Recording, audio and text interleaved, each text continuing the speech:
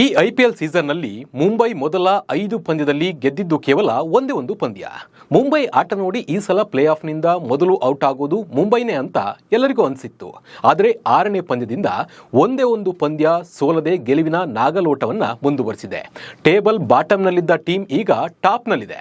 Mumbai play of ಸ್ಥಾನವನ್ನು ಬಹುತೇಕ ಖಾತ್ರಿಪಡಿಸಿಕೊಂಡಿದೆ. ಹಾಗಿದ್ರೆ ಯಾವ 2 ತಂಡಗಳು ಪ್ಲೇ ಆಫ್ನಿಂದ ಹೊರಬಿದ್ದಿವೆ? ಜೊತೆಗೆ 8 ತಂಡಗಳಲ್ಲಿ ಯಾವೆಲ್ಲ ತಂಡಗಳ ನಡುವೆ ಫೈಟ್ ಇದೆ? ಹಾಗೆ ಯಾವ 4 ತಂಡಗಳು ಪ್ಲೇ ಆಫ್ನಲ್ಲಿ ಸ್ಥಾನವನ್ನು ಪಡೆಯುತ್ತವೆ ಅನ್ನೋದನ್ನ ಈ ವಿಡಿಯೋದಲ್ಲಿ ನಾನು ನಿಮಗೆ ತಿಳಿಸಿಕೊಡ್ತೀನಿ. ನಾನು ನಿಮ್ಮ ಶಿವರಾಜ್ ಬಾಣಂಕಿ. ನೀವು ಸುದ್ದಿಯಾನದ ಸಬ್ಸ್ಕ್ರೈಬರ್ ಆಗೋದನ್ನು ಮರಿಬೇಡಿ. ಹಾಗೆ ಈ ವಿಡಿಯೋವನ್ನು ಕೊನೆ ತನಕ ನೋಡಿ. ಮುಂಬೈ ವಿರುದ್ಧ ಸೋತ ರಾಜಸ್ಥಾನ್ ರಾಯಲ್ಸ್ ಟೂರ್ನಿಯ ನಾಕೌಟ್ ರೇಸ್ನಿಂದ ಹೊರಬಿದ್ದ 2ನೇ ತಂಡವಾಗಿದೆ. ಇದಕ್ಕೂ ಮುನ್ನ ಚೆನ್ನೈ ಸೂಪರ್ ಕಿಂಗ್ಸ್ ಹೊರ ನಡೆದಿತ್ತು. ಆರ್ಆರ್ ವಿರುದ್ಧ ಮುಂಬೈ ತಂಡ ಗೆಲುವು ಪಡೆದ ಬಳಿಕ ಟೂರ್ನಿಯ ಪ್ಲೇ ಆಫ್ ಚಿತ್ರಣ ಸಂಪೂರ್ಣ ಬದಲಾಗಿದೆ. ಇದೀಗ ಒಟ್ಟು 8 ತಂಡಗಳು ಪ್ಲೇ ಆಫ್ ರೇಸ್ನಲ್ಲಿ ಉಳಿದಿವೆ. ಹಾರ್ದಿಕ್ ಪಾಂಡ್ಯ ನಾಯಕತ್ವದ ಮುಂಬೈ ಇಂಡಿಯನ್ಸ್ ಈ ಸೀಸನ್ನಲ್ಲಿ 7ನೇ ಪಂದ್ಯವನ್ನ ಗೆಲ್ಲುವ ಮೂಲಕ 14 ಅಂಕಗಳನ್ನು ಕಲೆ ಹಾಕಿದೆ ಹಾಗೂ ಅತ್ಯುತ್ತಮ ರನ್ ರೇಟ್ನಿಂದ ಟೂರ್ನಿಯಲ್ಲಿ ಅಂಕಪಟ್ಟಿಯಲ್ಲಿ ಅಗ್ರಸ್ಥಾನಕ್ಕೇರಿದೆ. ಟೂರ್ನಿಯ ಪ್ಲೇ ಆಫ್ಗೆ ಅಧಿಕೃತವಾಗಿ ಅರ್ಹತೆ ಪಡೆಯಲು ಮುಂಬೈ ಇಂಡಿಯನ್ಸ್ಗೆ ಇನ್ನೂ ಕೇವಲ 1 ಪಂದ್ಯವನ್ನು ಗೆಲ್ಲುವ ಅಗತ್ಯವಿದೆ. ಮತ್ತೊಂದು ಕಡೆ ರಾಜಸ್ಥಾನ್ ರಾಯಲ್ಸ್ ತಂಡದ ಪ್ಲೇ ಆಫ್ ಕನಸು ಭಗ್ನವಾಗಿದೆ. ಚೆನ್ನೈ ಸೂಪರ್ ಕಿಂಗ್ಸ್ ನಂತರ ಐಪಿಎಲ್ ಟೂರ್ನಿಯ ಪ್ಲೇ ಆಫ್ ರೇಸ್ನಿಂದ ಹೊರಬಿದ್ದ 2ನೇ ತಂಡವಾಗಿ ರಾಜಸ್ಥಾನ್ ರಾಯಲ್ಸ್ ಹೊರಹೊಮ್ಮಿದೆ.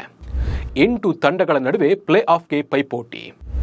ಈ ಆವೃತ್ತಿಯಲ್ಲಿ ರಾಜಸ್ಥಾನ್ ತನ್ನ 8ನೇ ಸೋಲನ್ನು ಅನುಭವಿಸಿದೆ. ಮುಂಬೈ ಇಂಡಿಯನ್ಸ್ ಹಾಗೂ ರಾಜಸ್ಥಾನ್ ರಾಯಲ್ಸ್ ನಡುವಿನ ಪಂದ್ಯದ ಬಳಿಕ 8 ತಂಡಗಳು ಪ್ಲೇ ಆಫ್ ರೇಸ್ನಲ್ಲಿ ಉಳಿದಿವೆ. ಟೂರ್ನಿಯ ಅಂಕಪಟ್ಟಿಯಲ್ಲಿ ಕೊನೆಯ 2 ಸ್ಥಾನಗಳಿಗೆ ಕುಸಿದಿರುವ ಚೆನ್ನೈ ಸೂಪರ್ ಕಿಂಗ್ಸ್ ಮತ್ತು ರಾಜಸ್ಥಾನ್ ರಾಯಲ್ಸ್ ಪ್ಲೇ ಆಫ್ ರೇಸ್ನಿಂದ ಹೊರಬಿದ್ದಿವೆ. ಪ್ಲೇ ಆಫ್ಗೆ ಅರ್ಹತೆ ಪಡೆಯಲು 8 ತಂಡಗಳು ಪೈಪೋಟಿ ನಡೆಸ್ತಾ ಇವೆ. ಅವುಗಳ ಪೈಕಿ ಮುಂಬೈ ಇಂಡಿಯನ್ಸ್ ಮತ್ತು ರಾಯಲ್ ಚಾಲೆಂಜರ್ಸ್ ಬೆಂಗಳೂರು ತಂಡಗಳು ನಾಕೌಟ್ ಹಂತದ ಸನಿಹದಲ್ಲಿದೆ. ಮುಂಬೈ ಆರ್ಸಿಬಿ ಪ್ಲೇ ಆಫ್ ಲೆಕ್ಕಾಚಾರ. ಈ ಸೀಸನ್ನಲ್ಲಿ ಮುಂಬೈ ಇಂಡಿಯನ್ಸ್ ಒಟ್ಟು 11 ಪಂದ್ಯಗಳನ್ನು ಆಡಿದ್ದು ಅದರಲ್ಲಿ 7ರಲ್ಲಿ ಗೆಲುವು ಪಡೆದಿವೆ. ಮುಂಬೈ ಟೂರ್ನಿಯಲ್ಲಿ ಇನ್ನೂ 3 ಪಂದ್ಯಗಳನ್ನು ಆಡಬೇಕಾಗಿದೆ. ಪ್ಲೇ ಆಫ್ಗೆ ಅರ್ಹತೆ ಪಡೆಯಲು ಮುಂಬೈ ಉಳಿದಿರುವ 3 ಪಂದ್ಯಗಳಲ್ಲಿ ಕೇವಲ 1ರಲ್ಲಿ ಗೆಲ್ಲಬೇಕು. ಇನ್ನು ಆರ್ಸಿಬಿಗೆ ಇನ್ನೂ 4 ಪಂದ್ಯಗಳನ್ನು ಆಡುವುದು ಬಾಕಿ ಇದೆ. 4 ಪಂದ್ಯಗಳ ಪೈಕಿ 1ರಲ್ಲಿ ಗೆಲುವು ಪಡೆದರೆ ಪ್ಲೇ ಆಫ್ಗೆ ಅರ್ಹತೆಯನ್ನು ಪಡೆಯಲಿದೆ.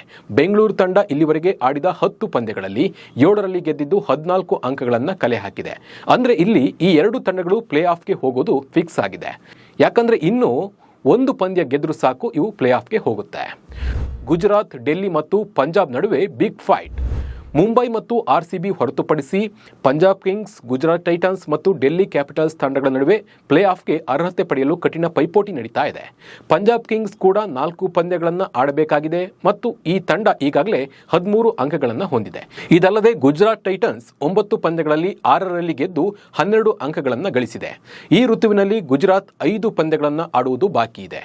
ಮತ್ತೊಂದು ಕಡೆ ಡೆಲ್ಲಿ ತಂಡವು 4 ಪಂದ್ಯಗಳಲ್ಲಿ ಕನಿಷ್ಠ 2 ಗೆಲ್ಲಬೇಕು. ಆಗ ಮಾತ್ರ ಪ್ಲೇ ಆಫ್ಗೆ ಅರ್ಹತೆ ಪಡೆಯಲು ಸಾಧ್ಯವಾಗುತ್ತೆ. ಜಿಟಿ, ಡೆಲ್ಲಿ ಹಾಗೂ ಪಂಜಾಬ್ ತಲಾ 2 ಪಂದ್ಯಗಳನ್ನು ಗೆದ್ರೆ ಅಂತಿಮ 4ರ ಘಟ್ಟಕ್ಕೆ ಲಗ್ಗೆ ಇಡಬಹುದು. ಲಕ್ನೋ, ಕೋಲ್ಕತ್ತಾ, ಹೈದರಾಬಾದ್ ಕತೆ ಏನು? Lucknow super Giants, Kolkata night Riders ಮತ್ತು ಸನ್ರೈಸರ್ಸ್ ಹೈದರಾಬಾದ್ ತಂಡಗಳು ಕೂಡ ಇನ್ನೂ ಪ್ಲೇ ಆಫ್ ರೇಸ್ನಲ್ಲಿವೆ.